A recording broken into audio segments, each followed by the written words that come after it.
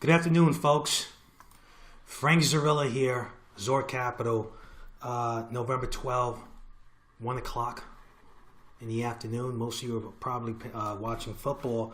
What we're going to do here, we're going to go over the top momentum stocks to see if we can find the biggest winner for this coming week. Okay, and very simply what we're looking for is we're looking for stocks that have very high momentum that are going through some type of contraction, because contraction leads to expansion, specifically for stocks that have high momentum. It's that simple. And in the short term, everything else is pretty much irrelevant besides some mean reversion and also momentum. So what we're going to do is we're going to look at the top maybe 250, 300 stocks based on momentum. And let's see if we can find some stocks for this coming week, specifically for tomorrow. And as we go through the list, I'm going to go and see if I give you some examples of exactly what it is that I'm looking for, because I'm looking to find the breakouts before they actually break out. That's all I'm looking to do. So let's go over the list here. And what I'll do is I'll try to give you some examples. Here's ECYT, something that we mentioned on Twitter on StockTwits the other day. Going through this high here, 496. We got involved at 508, 506. And this is what we're looking for. We're looking for a stock that was pretty much left for the dead. It was trading, here 614,000 shares, 400,000 shares. They come out with a big announcement. The stock trades roughly 60 million shares back to back. That is a huge move. As far as the volume is concerned, the stock goes from $1.25 to $6.50, and since then it's been trading sideways. And what typically happens with these fresh momentum stocks is that the first pullback, the first consolidation might last 20 to 25 days.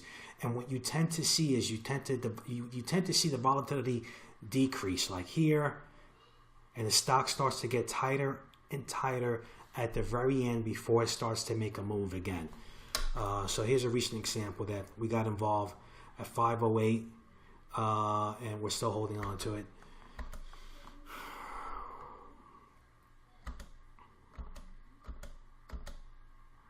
Yeah, here's another one, very similar to ECYT.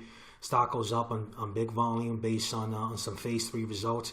Stock, traded sideways for 20 to 25 days. We got involved here going through this high here, 38.40. We had a buy stop at 38.50. We took some off, plus 7.5%, and we're still holding on to some.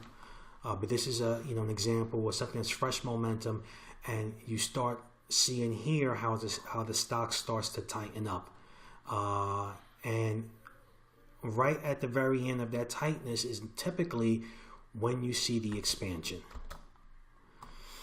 Here's another one, Grow. The stock was left for the dead. Goes up on some blockchain news, has a big move from $1.20 all the way to $2.40, trade sideways. We got involved right over here. Stock goes down 2 days in a row, printed inside day, pretty much on the 25th day of consolidation. The stock goes up 90%. So these stocks are not your typical household names. Okay, in the short term, most of these stocks move in momentum bursts, if not all of them. Like, for example, here stock goes up 1, 2, 3, 4, 5 days in a row and just dead for a month. Here it goes up for a few days and dead for a month. And that's how most stock trade. That's how most of them trade. So what we're looking for is to take advantage of that momentum burst that might last 3 to 5 days. Small cap companies might go up anywhere between 5 to 20%, even 40%, depending on market conditions. So these are not names that you're going to recognize for the most part. ANAB, similar to ECYT and also CGNX. Big news, big move on some phase 2 trials, sideways for a while. We got involved multiple times. We're still holding on to the stock, but this is exactly what you're looking for. You're never going to catch this move here unless you know something about the company, you're involved with the story. So you're never going to catch the first move, and that's pretty much irrelevant, because you can catch the second and third move as long as it's fresh momentum, like, for example, ANAB. Here's Overstock, something that we got involved here, 31.13. Has a big move on some news announcements saying they're entering the digital coin business. Stock goes from roughly, call it 20, all the way up to 30. trade sideways for 13 to 15 days. At the end of this move, notice how it starts to tighten up and it prints an inside day, and that was the trigger through that high. 31, the high was 30.45, and then it was off to the races. Okay, and you don't want to chase these type of moves, because when you're buying something here when it's already up 4 or 5 days in a row, chances are that you're going to sit through some type of consolidation and even pullback. So you want to try to get involved before the stock jumps up 3 or 4 or 5 days in a row. All right, so far we found nothing yet. I'm just giving you some examples. JP, again, stock here is trading 28,000 shares, 64,000 shares, starts to make a move in the back of some announcements. Goes from roughly 8 all the way up to 12, trades sideways for 20 days. Look how it starts to tighten up here. Look at these small candles. And this was the trigger price. We got involved in 9.15. Big move here. Goes sideways. You don't want to chase. You wait for it to set up again. It sets up again. We got involved here through this high here. So again, you're looking for fresh momentum. You're looking for consolidation. And you're looking to get involved in the next move higher. QRE. Here's another one. Fresh momentum. Stock goes up in the back of some announcements. It trades down, does a secondary offering, as most biotech stocks are doing nowadays. Goes down for 3 days in a row, prints an inside day. And here's where we got involved. Through this high, 1486. We took some off, plus 10%, and stock is still holding up well. Nothing so far for tomorrow, but let's keep looking. And if you have TC2000, this is very simple. You can just rank the stocks based on the best performers year to date. ZYNE is another example. Stock goes up 100% on the back of some phase 2 results. Goes sideways for 20 days.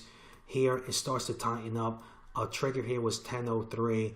Stock already made a 30% move. Now, I know that your typical technical analysis, most people are looking at this high as a breakout, which is 11.28, and that could very well be the case, and that could be the breakout. But trust me when I tell you, when you're going through the best performing stocks over the last 6 months, 3 months, 12 months, you're going to realize that a bulk of them, they go up and they contract, and there's a setup way before they go back to that high that you can take advantage of.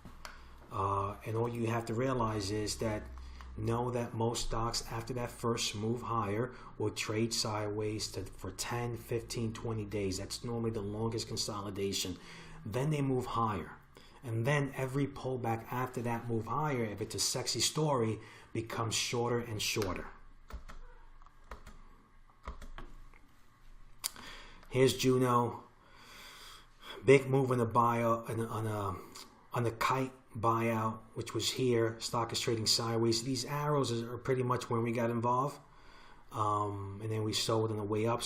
We sold some on the way up at a profit, some at a break even. The stock finally took off here on some news. Goes down 1, 2, 3, 4, 5 days in a row. We got involved on this day and also on this day. So here's a stock that's been trading sideways for a while. This is the first move higher. You don't want to chase this move, regardless of what you read on Twitter, on StockTwits. You don't want to chase moves. They're going to give you an opportunity to get involved again. And buying a stock at 60 after 10 days of consolidation, it's a lot better than buying a stock at 60 after it's up 5 days in a row. So Juno's a stock. It's a great looking chart. It's still actionable. It was we put it on Twitter. It was actionable here on this day on 11/9. So we'll see what happens.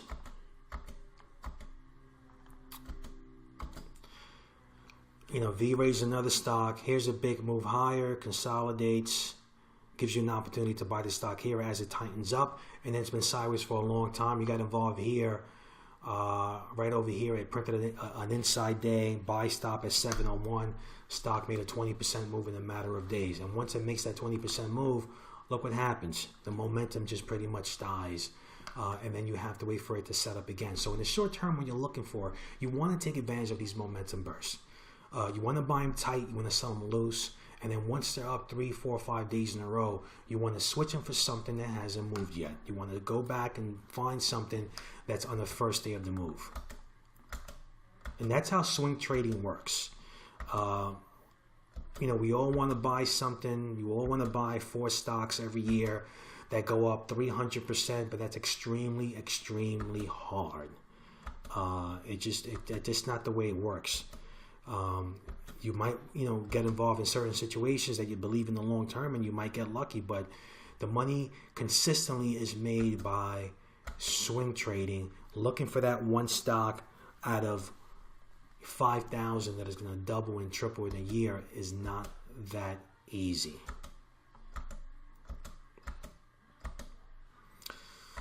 We have nothing yet, only examples. And again, let me just reiterate. Here's GBT. It's a biotech stock trading sideways for a long time. Here's a cup and handle. Your typical cookie cutter technical analysis says, hey, the breakout level is over here. Once it breaks this high, $40.10, whatever the case may be. But look what's happening here before this stock actually goes and makes a U. It starts to tighten up. Sloppy, sloppy, sloppy. Look at the tightness right over here. We got involved on 927 and 2851 through the previous day high. And there's your big momentum burst. 1, 2, 3. Down for 2 days, 4. And then once it goes up, then it's trading sideways and then it sets up again. So a stock can make 100% move in a matter of a year, and it probably makes it on 2 or 3 momentum bursts, and then it just starts to trade sideways, unless of course it's something that's got a great story, or it has earnings and great sales, and then it might last longer. You need that. You need earnings and sales in a stock for it to be a big winner over the long term. In the short term, that's not the way it works. These are all the best performing stocks so far, pretty much year to date, and none of these names have earnings or sales. Some of them has some type of earnings and catalyst here, and then then it goes to trade sideways. And what you want to do is take advantage of that sideways action to get involved before the second breakout. This is something that looks okay. For me, it's not ready yet, but I'll flag it to see if it starts to tighten up here over the next couple of days.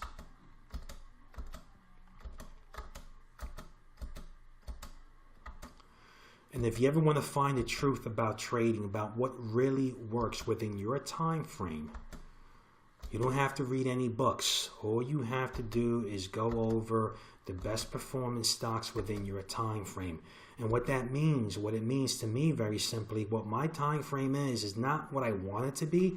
It's what it actually is based on my trading.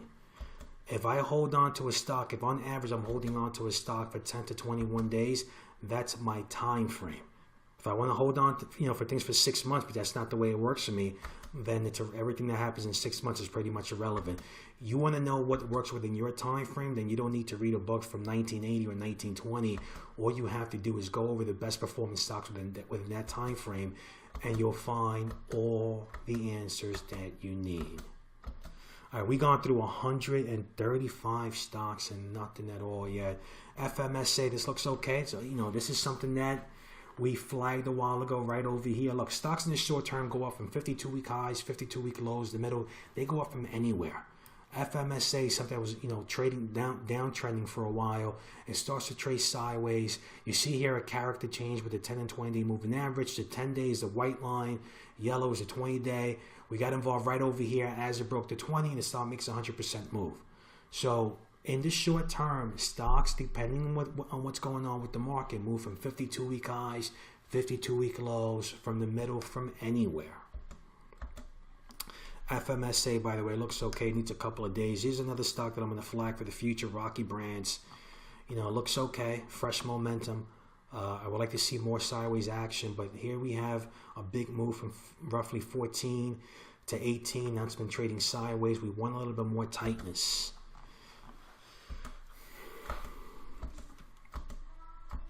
So far, 143 names in, not a single stock that we know except here First Solar, something that people know very well.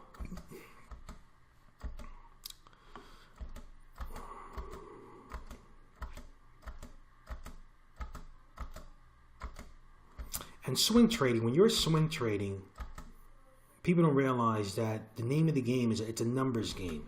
You need a lot of trades for it to make a difference in your account. That's number one. Number two, it should be part of a portfolio, a passive portfolio where you own the Dow, the S&P, the QQQs, the IWM, because swing trading, it's normally you're going to get a bulk of your gains in the short term, where you get these small pocket of opportunities, and that's when you have to take advantage of it.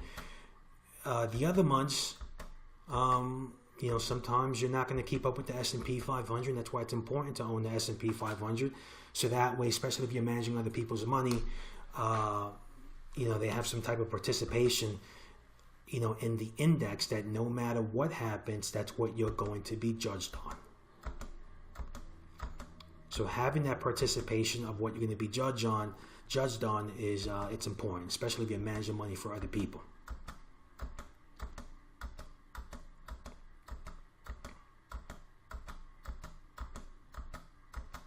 All right, that's 213 names in. I have nothing. So I hope this video was helpful in some way. And again, like I said, what you're looking for is you're looking for contraction in stocks that have high momentum, because typically it leads to expansion.